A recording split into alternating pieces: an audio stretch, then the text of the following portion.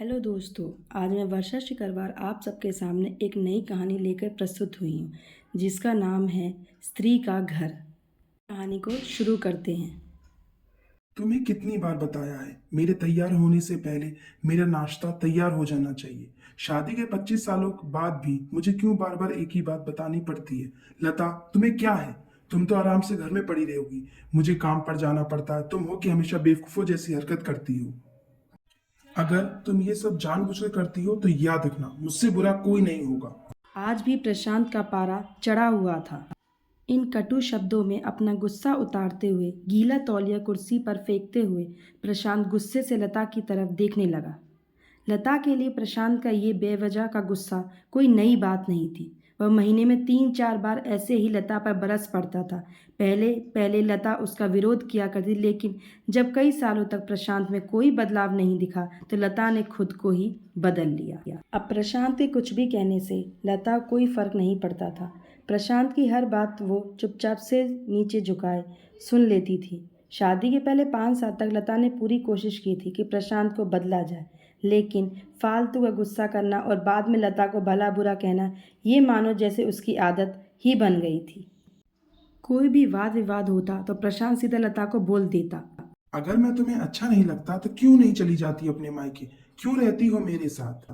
इतना सब कुछ होने के बावजूद लता प्रशांत के साथ रहती थी क्योंकि उसे अपनी बेटी की फिक्र थी, और वह जाती भी तो कहाँ। अपने बूढ़े हो चुके माँ बाप को इस उम्र में परेशान करना वह नहीं चाहती थी। समाज और लोग क्या कहेंगे, ये भी तो उसे देखना था। वह इतनी पढ़ी लिखी भी तो नहीं थी कि खुद जाकर कोई नौकरी कर सके और अपना और अपनी बेटी का पालन पोषण कर सके। लता को अब अपनी फिक्र नहीं थी, उसको फिक्र थी तो बस अपनी शादी लायक हो रही बेटी की। लता नहीं चाहती थी कि पति पत्नी के झगड़े की वजह से काव्या डिस्टर्ब हो। काव्या की पढ़ाई पूरी हो चुकी थी, उसके लिए अब शादी के रिश्ते आने लगे थे। कई रिश्तों को काव्या ठुकरा चुकी थी। 2-3 महीने बाद एक अच्छा रिश्ता आया। रिश्तेदारों और पहचान के लोगों ने भी लड़के के बहुत गुणगान किए थे।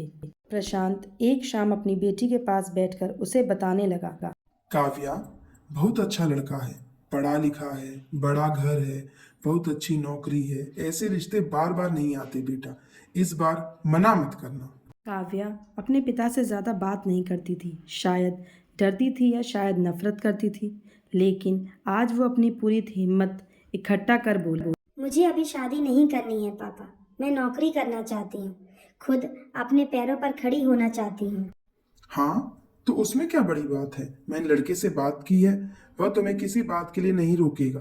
तुम शादी के बाद भी नौकरी कर सकती हो, वो तुम्हें नौकरी करने के लिए परमिशन दे दे। प्रशांत बोला। मैं कह रहा हूं ना, तुम्हें किसी भी चीज की कमी नहीं होगी वहां। ऐसे रिश्ते बार बार नहीं आते, इसे ठुकरा मत, बहुत खुश रहोगी तुम वहां। प्रशांत बोला। पापा, क्या मैं उतनी ही खुश रहूंगी जितनी मम्मी इस घर में खुश है? काव्या ने तंज कसते हुए कहा। आज तुम्हारी जबान कुछ ज्यादा नहीं चल रही है। प्रशांत गुस्से से आंखें फाड़ते करते हुए बोला। पापा, मुझे शादी ही नहीं करनी है, क्योंकि शादी के बाद अगर वह लड़का आपके जैसे निकला तो मैं क्या करूंगी? मुझे आपके जैसा जीवन साथी नहीं चाहिए जो बिना बात के मुझ पर हमेशा चिल्लाए। मुझे कुछ भी अपनी पसंद का लेना हो तो 10 बार सोचना पड़े, कहीं वह नाराज ना हो जाए। मेरी तबीयत कैसी भी हो उसे परवाह ना हो। रोटी थोड़ी सी मोटी बन जाए तो घर सर पर उठा ले। उसकी चेकबुक ना मिले तो भी मेरा ही दोष निकाले, और हर छोटी मोटी बात पर मुझे मायके जाने के लिए कहे। काव्या ने अपना दिल खाली करते हुए पापा से सब कह दिया। प्रशांत का गुस्सा 7वें आसमान पर था, लेकिन उसके मुंह से एक भी शब्द नहीं फूट रहा था। वो काव्या की बातें सुन रहा था। काव्या उतना ही बोलकर चुप नहीं हुई। आज पहली बार वह अपने पापा के सामने इतना कुछ बोल रही थी। पापा, आपने माँ के साथ हमेशा गलत व्यवहार किया है।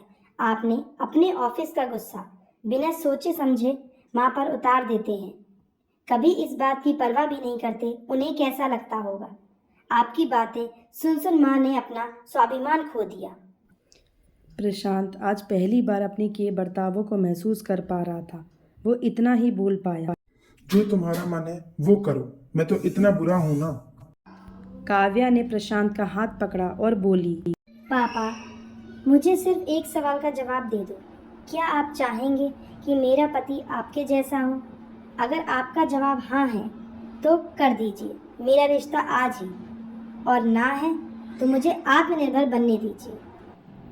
प्रशांत कुछ भी ना बोल पाया और वहाँ से चुपचाप बाहर चला गया।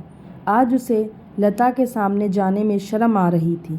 चलते चलते उसकी आंखों से आंसू बह रहे थे।